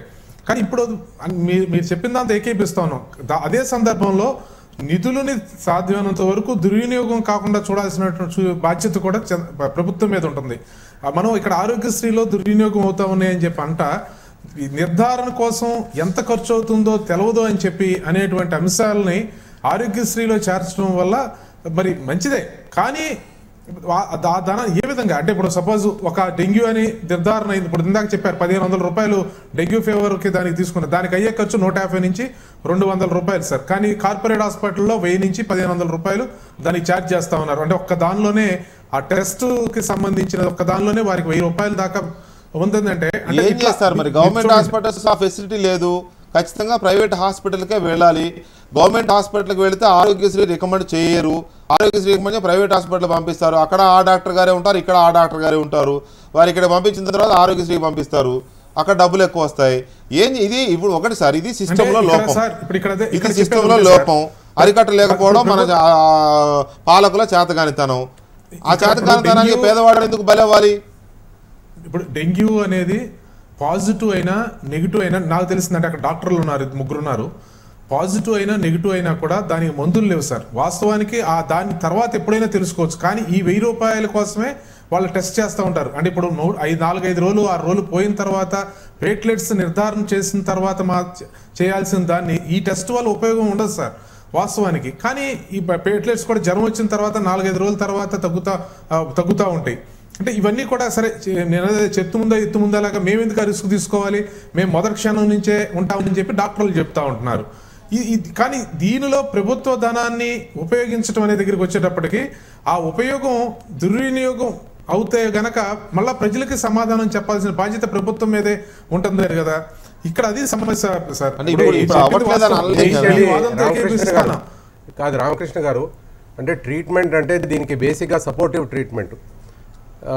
మార్టాలిటీ 1 to 5% ఉంది, మిగతాదంతా supportive treatment. Initially supportive treatment ఇస్తే కంట్రోల్ అయిపోతుంది. కానీ మీకు ఒక విషయం చెప్తాను నేను, మీరు మంత్రి గారితో అంటున్నారు కాబట్టి ఇక్కడ తెలంగాణ ప్రభుత్వానికి కానీ అక్కడ ఆంధ్రప్రదేశ్ ప్రభుత్వానికి కానీ ఇంకో విషయం చెప్తాను. ఇవాళ ఆరోగ్యశ్రీతోని వాళ్ళ పక్కన నిలబడడం వదిలిపెట్టేయండి. ప్లేట్లెట్లు 50,000కు తక్కువ పడిపోయాక వాళ్ళని తీసుకెళ్లి ఐసీయూలో అడ్మిట్ చేయాల్సి వస్తుంది, బయట ట్రీట్మెంట్ చేయలేరు. మీకు తెలుసా ఐసీయూలో అడ్మిట్ అవుతే లగ్జరీ ట్యాక్స్ ఉంది తెలుసా అండి మీకు? కరెక్ట్. హాస్పిటల్లో లగ్జరీ ఏంటో అంటే అదేదో పెద్ద లగ్జరీ, వాడు పేషెంట్ వాడి ఓన్గా ఏదో ఒక లగ్జూరియస్ జీవితాన్ని జీవించాలన్నట్టు ఐసీయూలో వెళ్ళినట్టు దానికి ఒక లగ్జరీ ట్యాక్స్ ఉందండి. దాన్ని మీరు ఎలాగా సమర్థిస్తారు? అది కార్పొరేట్ హాస్పిటలా లేకపోతే ఒక మోస్తరు హాస్పిటల్ పక్కన పెట్టండి. ఐసీయూ కాదండి, ఐసీయూ అంటే ఇంటెన్సివ్ కేర్ యూనిట్. అంటే రోగి పరిస్థితి విషమించింది కాబట్టి ఆ ఇన్ఫెక్షన్ రాకుండా మినిట్ అక్కడ అబ్జర్వేషన్ ఉండాలి కాబట్టి ఐసీయూలో పెడతారు. ఐసీయూలో పెడితే లగ్జరీ ట్యాక్స్ అంటే ఆయన ఏమన్నా అక్కడ పబ్బా అదేమన్నా, లేకపోతే ఒక స్టార్ హోటల్లో డాన్సింగ్ వేయడానికి వెళ్ళాడు రోగి, అక్కడ లగ్జరీ ట్యాక్స్ ఏంటండి? ఆ ట్యాక్స్ పోనీ హాస్పిటల్ కడుతుందా? రోగి మీద వేస్తారు బిల్లు, బిల్లులో యాడ్ చేస్తారు. మీకు తెలియదు కానీ వెంకటేష్ గారు, రూమ్ రెంట్ 500 దాటితే దాని మీద 5% లగ్జరీ ట్యాక్స్ ఉంది. అన్యాయంగా సార్ అది. మీరేమన్నా హాస్పిటల్ ఓనర్స్ ఏమి దాన్ని లగ్జరీ ట్యాక్స్ ని వాళ్ళు జేబు నుంచి కట్టరు, అది కూడా రోగికే యాడ్ చేస్తారు కదా. రోగికి యాడ్ చేస్తారు, రూమ్ రెంట్ రూమ్ ఛార్జ్ వసూలు చేస్తారు, నర్సింగ్ ఛార్జెస్ అని వసూలు చేస్తారు, ఇంకేదో సర్వీస్ ఛార్జెస్ వసూలు చేస్తారు. ఇవన్నీ రోగి మీద పడుతూ ఉంటాయి. రూమ్ ఇచ్చినప్పుడు నర్సుని ఇవ్వరా?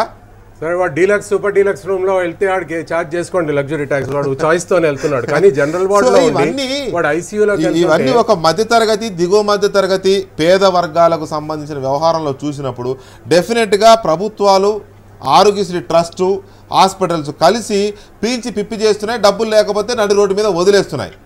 నేను అంటాను, మొన్న ఆ మధ్య ఒకటి ఆదిలాబాద్లో ఒక ఇన్సిడెంట్ జరిగింది. ప్రకాష్ రెడ్డి గారు, మీకు కూడా ఆ రోజు మరి మీరు ఉన్నారు ఎవరున్నారు నాకు ఐడియా లేదు. అప్పుడు రాజయ్య గారు డిప్యూటీ సీఎం ఉన్నారు, ఆరోగ్య మంత్రిగా కూడా ఉన్నారు. ఆదిలాబాద్లో ఒక ఇన్సిడెంట్ జరిగింది. ఒక పేద భార్యాభర్త గర్భిణి డెలివరీకి వచ్చి గవర్నమెంట్ హాస్పిటల్కి వెళ్తే వాళ్ళు కరెంటు లేదు, వర్షం పడుతుంది, నువ్వు ప్రైవేట్ హాస్పిటల్కి వెళ్ళి అన్నారు. అదేదో కొంచెం చిన్న టౌన్, ఆదిలాబాద్ జిల్లా మంచిర్యాల పక్కన నిర్మల్ దగ్గర ఏదో ఊరు. అక్కడికి వెళితే అక్కడ వాళ్ళు ముందు 5,000 ఎంతో కట్టమన్నారు. ఈయన దగ్గర 2,000 ఉన్నాయి, పాపం పేదవాడు. 2,000 ఇచ్చి నేను తీసుకొస్తాను, ముందు మీరు అడ్మిట్ చేసుకోమంటే లేదు కుదరదు పొమ్మన్నారు.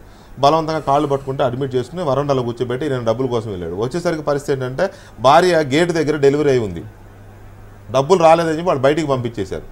బిడ్డ చనిపోయి పుట్టాడు. బిడ్డను ఊరు వెళ్ళటానికి ఛార్జీలకు డబ్బులు లేక బిడ్డను అక్కడే పాతి పెట్టేసి భార్య భర్త నడుచుకుంటూ ఊరు వెళ్తుంటే, ఊరు వెళ్ళిన తర్వాత ఎవరు అడిగితే ఇదే నా దృష్టిలోకి వచ్చింది. నేను ఆ రోజు డిబేట్ పెట్టాను. పేపర్లో వచ్చేదాకా డిఎంఎన్హెచ్ఓ తెలియదు, మినిస్టర్కి తెలియదు, డిప్యూటీ సీఎంగా ఉన్న మంత్రికి తెలియదు. ఆ రోజు మంత్రి గారు నా లైన్లోకి వచ్చి సారీ చెప్పాడు. నేను అంటాను డెలివరీని కూడా ఆరోగ్యశ్రీలో చేర్చాలంటాను. ఎవరికైతే ఆరోగ్యశ్రీ కార్డు ఉందో కుటుంబానికి మీరు ఆరోగ్యశ్రీ ఇచ్చినప్పుడు ఇవాళ నార్మల్ డెలివరీ మీరు ఉన్నారు ఇందాక, నార్మల్ డెలివరీస్ అసలు చేయడం లేదు కాబట్టి డెలివరీ అని వెళ్తే పడేసి కొయ్యడమే, సర్జరీ చేయడమే. ఆ పరిస్థితిలో ఉన్నప్పుడు దాన్ని కూడా ఆరోగ్యశ్రీలో చేర్చాలంటాను నేను. నరసింహారెడ్డి గారు డెఫినెట్గా అండి వీళ్ళకి అన్ని కూడా చేర్చాలి. ఎందుకంటే మీరు ఇప్పుడు చూస్తున్నారు గ్రామాల్లో డెలివరీ అయ్యే వస్తువులు లేవు. మనకు నేషనల్ ప్రోగ్రామ్ కూడా ఉందండి. ఎలా అంటే డెలివరీ మీరు ఇన్స్టిట్యూషనల్ డెలివరీస్ చేస్తే ఈ ఎంప్లాయీస్ కూడా వాళ్ళకి ఇన్సెంటివ్స్ ఇస్తున్నారు, అలానే ఈ డెలివరీ ప్రెగ్నెంట్ లేడీస్ ఇన్సెంటివ్స్ ఇస్తున్నారు. కానీ మనకి ఎక్కడ ఇబ్బంది అవుతుందంటే వీటిని అంటే డెలివరీస్ ని మనం హాస్పిటల్ ఇన్స్టిట్యూషనల్ డెలివరీస్ కి ప్రమోట్ చేయడానికి వెళ్ళడానికి కూడా ఫెసిలిటీ క్రియేట్ చేయాలి. ఎందుకంటే ప్రతి చోట కూడా మనకి ఈ ఫెసిలిటీస్ లేవు. కాబట్టి డెలివరీస్ కూడా ఆరోగ్యశ్రీలోకి డెఫినెట్ గా తీసుకొని రావాలి. ఎందుకంటే మీకు ఈ ఊర్లో ప్రతి ఊర్లో ఇప్పుడు గైనకాలజీ ప్రైవేట్ సెక్టర్ లో అవైలబుల్ ఉన్నారు. వాళ్ళందరూ కూడా ఇన్ఫ్రాస్ట్రక్చర్ ఉంది, ఆ ఫెసిలిటీస్ ఉన్నాయి. కాబట్టి మన ఇన్ఫాంట్ మోర్టాలిటీ రేట్ ఇప్పుడు ఉన్న 12% ఇంకా మనం దాన్ని 3 to 4% వరకు కూడా తగ్గించి మనం ఇంకా అసలు ఇట్లాంటి ఇన్సిడెంట్ జరగకుండా కూడా మనము చూడొచ్చండి ఇవి. రైట్. శ్రీనివాస్ గారు మీరు మీ సొంత అనుభవమే చెప్పారు ఇందాక. చాలా గ్రామాల్లో ప్రైమరీ హెల్త్ సెంటర్స్లో కరెంట్ ఉండదు, పవర్ కట్స్ ఉంటాయి. కొవ్వొత్తులు పెట్టి ఆపరేషన్ చేసిన సందర్భాలు కూడా మనం చూసాం. డెలివరీకి వెళ్తే కరెంటు లేక కొవ్వొత్తుల దీంట్లో చేస్తే అక్కడ తల్లి బిడ్డ చనిపోయిన సందర్భాలు నేను ఖమ్మం భద్రాచలం ఏజెన్సీలో నేను రిపోర్ట్ చేశాను. అంటే ఇటువంటి ఎగ్జాంపుల్ చాలా ఉన్నాయి. వాళ్ళ కోసమే కదా ఆరోగ్యశ్రీ పెట్టాం మనం, మన కోసం కాదుగా. ఇక్కడ కూర్చున్న నలుగురు కోసం కాదండి, మనకి ఇంతో అంత స్తోమతుంది కట్టుకునే స్తోమత. మరి వాళ్ళ కోసం పెట్టినప్పుడు డెలివరీ ఎందుకు రాదండి? నేను ఉదాహరణకి నా దగ్గర ఒక జాబితా ఉందండి. హనుమకొండ మెటర్నిటీ హాస్పిటల్, నరసింహారెడ్డి గారు, హనుమకొండ మెటర్నిటీ హాస్పిటల్లో ఆరోగ్యశ్రీ పెట్టినప్పటి నుంచి ఇప్పటి వరకు జీరో కేసెస్లో ఆరోగ్యశ్రీ కింద ఒక్కటి కూడా. మెటర్నిటీ హాస్పిటల్ అంటే అక్కడ ప్రసూతి వైద్యశాల, నాకు తెలిసి తెలుగులో దాన్ని, రకరకాల వ్యాధులతో వస్తారు అక్కడికి. ఒక్క కేసు కూడా జీరో కేసెస్, జీరో క్లియరెన్స్ ఆరోగ్యశ్రీలో. అంటే ఇప్పుడు ఆరోగ్యశ్రీలో అండి ఈ హిస్టెక్టమీ ఆపరేషన్స్ కానీ చాలా కామన్ గా సర్జరీస్ కూడా అన్ని గవర్నమెంట్ హాస్పిటల్ అలర్ట్ చేశారు. అయినా కానీ వాళ్ళు ఎవరు చేయట్లేదు, అక్కడ చేయరు. ఎందుకనంటే దాన్ని అక్కడికి వచ్చిన దాన్ని గవర్నమెంట్ ప్రైవేట్ హాస్పిటల్కి పంపిస్తారు వీళ్ళే పని కట్టుకుని. ఇది అంత మరి ఇంత నిర్దాక్షిణ్యంగా చేయడం అయితే భావ్యం కాదు. ఉన్నాయి వ్యవస్థలో లోపం ఉన్నాయి. మీరు అన్ని అబద్ధాలు అనట్లేదు, నిజంగా జరుగుతూ ఉన్నాయి బయట. ప్రభుత్వం కూడా చర్యలు తీసుకోవాల్సిందే. దీంట్లో అన్కాంప్రమైజ్ అండ్ బయాస్. రెండోది నరసింహారెడ్డి గారి ద్వారా నేను ఒకటి రిక్వెస్ట్ ఏం చేస్తున్నాను. ఇప్పుడు ఆరోగ్యశ్రీలో చేర్చుకోవడానికే హాస్పిటల్స్ కొన్ని పైరవీలు చేస్తూ ఉన్నాయి. ఎందుకు చేస్తారు? ఆరోగ్యశ్రీ బిల్లులు మన గవర్నమెంట్లో కొన్ని బిల్స్ ఉంటే ఒక సేఫ్ సైడ్ ఇంత మినిమం ఇన్కమ్ అనేది కార్పొరేట్ హాస్పిటల్కి ఉంటుందని వైద్యశాల గట్టండి. మేము చూస్తుండగా ఈ జనరేషన్లోనే చూస్తుండగా క్లినిక్ ఉండింది, చూస్తుండగా వేరే హాస్పిటల్స్లో విజిట్ చేసి ఎంప్లాయీగా ఉండేవాడు. ఆ తర్వాత ఓన్ క్లినిక్ అయిపోయిన తర్వాత ఇమీడియట్ ఒక హాస్పిటల్ అయిన తర్వాత కార్పొరేట్ లాగా పెద్ద ఫెసిలిటీస్తోని ఓ పెద్ద పేరు తెచ్చుకోవాలనే ఉద్దేశంతో డాక్టర్స్ అంటే ఇంత తొందరగా వ్యాస్ట్ డెవలప్మెంట్ ఎందుకు తొందరగా అవుతూ ఉంది? వితిన్ 5 yearsలోనే ఒక పెద్ద కార్పొరేట్ హాస్పిటల్ కట్టగలిగినారు అంటే మీకు బ్యాంక్స్ లోన్లు ఇస్తూ ఉన్నాయి. ప్రభుత్వం నుండి మీరు మొన్నే చర్చలు జరిపినారు సీఎంతో. ఇప్పుడు ప్రభుత్వ ఉద్యోగులకు కానీ పోలీస్ వారికి కానీ ఆరోగ్య బీమా పథకాన్ని వర్తింపజేయండి అని ప్రభుత్వం రిక్వెస్ట్ చేస్తే మీరు కొన్ని కండిషన్స్ పెట్టినప్పుడు మీ సంఘాల తరఫున చాలా వరకు ముఖ్యమంత్రి గారు కూడా మీ అన్నీ రెక్టిఫై చేసే ఉద్దేశంతో ముందుకు వచ్చినారు. అందుకే మీరైనా ప్రభుత్వమైనా కార్పొరేట్ రంగమైనా అందరం కలిసి ఈరోజు ఇంత చర్చ వాల్యుబుల్ టైం వీరు హెచ్ఎంటీ ద్వారా చేస్తూ ఉన్నారంటే ప్రజలకు ఏదో కొంత ఒరగబెట్టాలని. సో ఆ రకంగా ఇప్పుడు మనం డైరెక్ట్ వైద్యం చేసేవాళ్ళు మీరు. ఇప్పుడు ఢిల్లీ లాంటి సంఘటనలు మన దగ్గర పునరావృతం కాకుండా దయచేసి మనం అందరం ముందుకు పోదాం, కొద్దిగా సోషల్ కాన్సెప్ట్తో ముందుకు పోదాం. ఎందుకంటే ప్రతి కార్పొరేట్ హాస్పిటల్లో ఈరోజు డెంగ్యూ వ్యాధికి అవసరం ఉన్నా లేకపోయినా డైలీ డయాగ్నోసిస్ సెంటర్కి వాళ్ళ కన్సల్ట్ ఉన్నటువంటి డయాగ్నోసిస్ సెంటర్కి ఎందుకు పోతా ఉన్నాయి? ఐఎంఏ ద్వారా మనం కొంత పట్టించుకుందాం. అక్కడ అవినీతి జరుగుతుంది అని చెప్పి ఒక ప్రభుత్వానికి ఒక సంశయం, అధికారులకు ఒక సంశయం, ప్రజలలో ఒక భయాందోళన.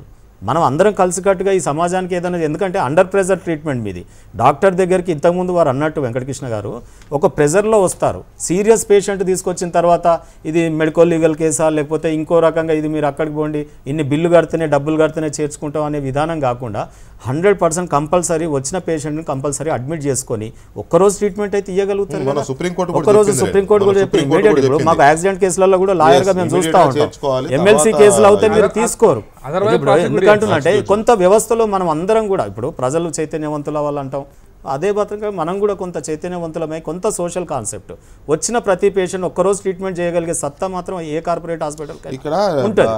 మనం ఇవన్నీ చేస్తూనే వాళ్ళ నా డిబేట్ లో ఉన్న మీ 4-5 ఇంతో సోషల్ అవుట్లుక్ ఉన్నవారు. మీరు సంఘ సేవ చేస్తుంటారు, సామాజిక కార్యకర్తగా వారు అదే పని మీద ఉన్నారు, మీరు అదే పని మీద ఉన్నారు, రామకృష్ణ గారు అదే పని మీద ఉన్నారు, నరసింహారెడ్డి గారు అయితే నేను దాదాపు ఒక 20 years గా నాకు మిత్రుడు, ఆయన వైద్య రంగంలో మెల్లమెల్లగా వచ్చి వాళ్ళ ఐఎంఏకి వచ్చారు. ఇంతమంది ఉండి దీన్ని ఎలా ముందుకు తీసుకెళ్తారు? నాకు అదొక హామీ ఇచ్చారు. ఎందుకంటే నాకు ఏం చేస్తారు? మీరు ప్రభుత్వంలో ఉన్నారు, అక్కడ రామకృష్ణ గారు నన్ను నాకు చెప్తేనేమో సమస్య కన్ఫర్మ్ అన్నారు. మేము ప్రభుత్వ రంగంలో వైద్యాన్ని ఏ రకంగా బడ్జెట్ దీన్ని ఈ జ్వరాలను ప్రభుత్వం ఏ రకంగా దీన్ని అడ్రస్ చేయడానికి కృషి చేస్తారు. 100% ప్రభుత్వ వైద్య రంగాన్ని ఇంప్రూవ్ చేయడానికి 100% ఈ ప్రభుత్వం ప్రయత్నం చేస్తూ ఉంది. బడ్జెట్ కేటాయింపులు కూడా హాస్పిటల్ వారిగా మేము కేటాయింపులు చేశాము. అందుకే నేను పెద్దగా చెప్పట్లేదు. నేను దేశంలో కూడా నేను ఏం కోరానంటే, ఇంతకుముందు మీరు రెస్టారెంట్ చేశారు, ఒకటి ఏంటంటే 1% అండి బడ్జెట్ కేటాయింపు భారతదేశంలో. దాన్ని మనము నీతి ఆయోగ్ ఏమంటుందంటే, మీరు 2.8 ప్రపోజల్కి ప్లానింగ్ చేశారు, అది ఇమీడియట్గా తగ్గించుకోండి, అది 1% మాత్రమే సాధ్యమని నీతి ఆయోగ్ చెప్పడం ఏంటండి? ఇప్పుడు ప్రభుత్వ వైద్య రంగం మీద ఆ రకమైనటువంటి చేయడం అంటే ప్రణాళిక సంఘమే సూచిస్తే, దాన్ని ఒకవేళ కేంద్ర ప్రభుత్వం ఆమోదిస్తే రేపు రాబోయే కాలంలో చాలా మృగ్యం. ఇంతకుముందు మనం అన్నట్టుగా ఈ విద్య వైద్యం రెండు కూడా మనకు ఒక భద్రత ఉండాలండి, రాజ్యాంగపరమైన హక్కు. దీన్ని తప్పకుండా మనం ఐఎంఏ అసోసియేషన్ ద్వారా మీరు కొంత చైతన్యవంతులు చేయండి. ఎందుకంటే మీకు తెలుసు, మొన్న చర్చలలో ముఖ్యమంత్రి గారు మీరు సూచించినటువంటి పలు సమస్యల్ని వాళ్ళు అడ్రస్ చేస్తూ ఉన్నారు. మీరు అందుకే ఆ బీమా పథకం గురించి చర్చలు జరిగినప్పుడు నేను చెప్తా ఉన్నాను. సో ఆ రకంగా మనం అందరం కలిసికట్టుగా కొంతవరకు ఈ రకంగా సీరియస్నెస్ సైన్స్ ఫ్లూ అయినా డెంగ్యూ అయినా ఇటువంటి ఇమీడియట్ కలామిటీ వచ్చినప్పుడు మనం గతంలో మలేరియా గత్తరు ఇవన్నీ వచ్చినప్పుడు మనం ఏ రకంగా రాజులే చేసినప్పుడు ఈ రోజు మనమందరం కూడా కలిసి కంపెనీలు ఎలాగో పట్టించుకోవట్లేదు. ఇతర దేశాల్లో వైద్యం అనేది చాలా కీలకమైన సీజన్ లో అండి. మాకు మన దగ్గర జ్వరానికి కూడా సీజన్ లో లీడర్స్ మీరు ఆశ్చర్యపోతారు. డెమోక్రసీ నా మటుకు నేను మాత్రం ఇప్పుడు ఈ స్వైన్ ఫ్లూ కానీ డెంగ్యూ కానీ మలేరియా కానీ ఇవి ఆరోగ్యశ్రీలో రావాలి, ఎందుకు రావాలి అని సజెషన్స్ అయితే ఇవ్వగలను. కానీ నా చేతిలో ఉన్నది మాత్రం ఆ లగ్జరీ ట్యాక్స్ అగేన్స్ట్ నేను ఒక పబ్లిక్ ఇంట్రెస్ట్ లిటిగేషన్ వేస్తున్నానండి. అది రెడీ అవుతుంది. ఇది కూడా వేయించకూడదు, యాడ్ చేయకూడదు. ఇది అది పబ్లిక్ ఇంట్రెస్ట్ ఎన్ఫోర్స్మెంట్ చేయడం కష్టం. బట్ ఒకటి మాత్రం చెప్తాను సార్, నా సినిమా కూడా ఉన్నాడు కాబట్టి చెప్తున్నాను. నేషనల్ మలేరియా ఎరాడికేషన్ ప్రోగ్రామ్ అంటే పర్టికులర్ డెంగ్యూ ఇష్యూ వచ్చింది కాబట్టి చెప్తున్నాను సార్. ఎన్ఎంఈపీ ప్రాజెక్ట్ గవర్నమెంట్ ఆఫ్ ఇండియాలో ప్రాజెక్ట్ ఉన్నది సార్. దానికి సంబంధించి చాలా విషయాలలో కేంద్ర ప్రభుత్వం సలహాలు ఇస్తుంది. వీళ్ళు ప్రపోజల్ పంపిస్తే కనుక ఖచ్చితంగా కేంద్రం ఎపిడమిక్స్ విషయం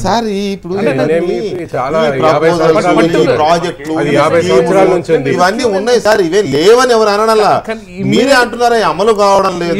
ఇప్పుడు వీరు వారికి లేఖ రాయాలి, వారు వారికి లేఖ రాయాలి, అది వచ్చేది అనడం సచ్చేది అది కాదండి. అది వచ్చేలోపు జనం చచ్చిపోతున్నారు. ఇమ్మీడియట్ గా అడ్రస్ చేయొచ్చు అంటున్నారు సార్.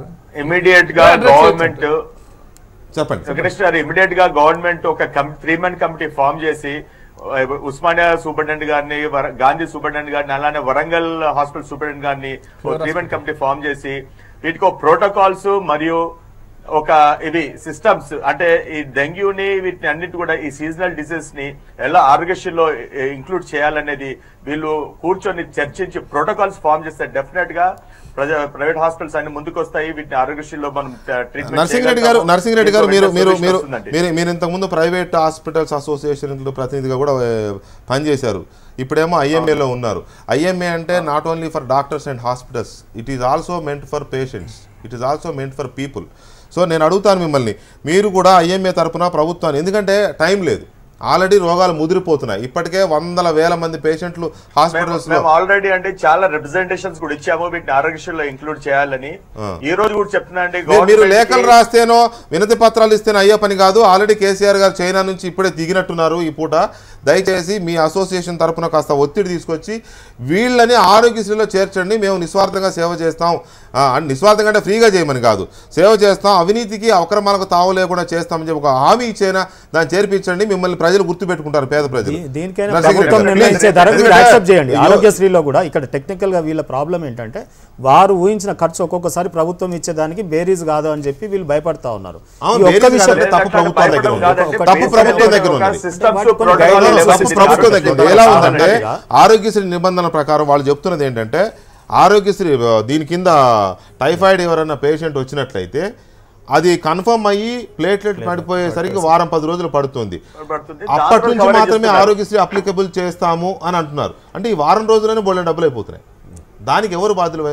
హాస్పిటల్ కాదు కదా, అది ప్రభుత్వం వైపు నుంచి కూడా లోపం ఉంది. రైట్, రామకృష్ణ గారు మీరేం మాటిస్తారు? మీరు ఇనిషియేట్ చేయాలి కొద్దిగా.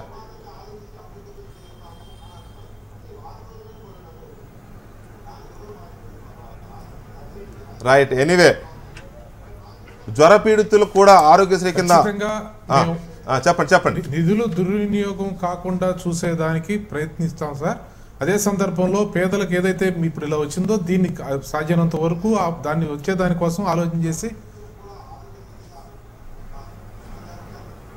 ప్లీజ్ ఖచ్చితంగా చేస్తాం సార్. ఎందుకంటే మీరందరూ మీ సజెషన్ అంటే మీరు చెప్పింది గుడ్ సజెషన్ సార్. బట్ అదే సందర్భంలో దీనిలో ఏ విధమైన ఇబ్బందులు లేకుండా చూడాల్సింది ఉంది కాబట్టి పకడ్బందీగా ఇది ఇంకొకసారి కూడా ఇది విషయాన్ని దృష్టిలో తీసుకెళ్లి సాధ్యంతో పేదలకి అన్ని సమర్థవంతమైన మంచి వైద్యం అందే విధానికి మాత్రం కృషి చేస్తామండి. రైట్, పేదలకు వస్తున్న ఈ జ్వరాలను ఆరోగ్యశ్రీలో చేర్చి ఆరోగ్యశ్రీ ద్వారా పేదలకి జ్వరాలకు కూడా ఉచితంగా వైద్యం అందించాలనే కాన్సెప్ట్లో ఎంతవరకు ప్రభుత్వాలు ముందుకు వస్తాయి, ఎంతవరకు ఇక్కడ ఉన్నవారు దాంట్లో చొరవ తీసుకుంటారనేది కాలం నిర్ణయించాలి. ఇక రెండో అంశానికి చూస్తే భారీ గణపతిం భజే, వినాయకుడి విగ్రహాలు పెట్టడంలో పోటీ ఎక్కువైపోయింది.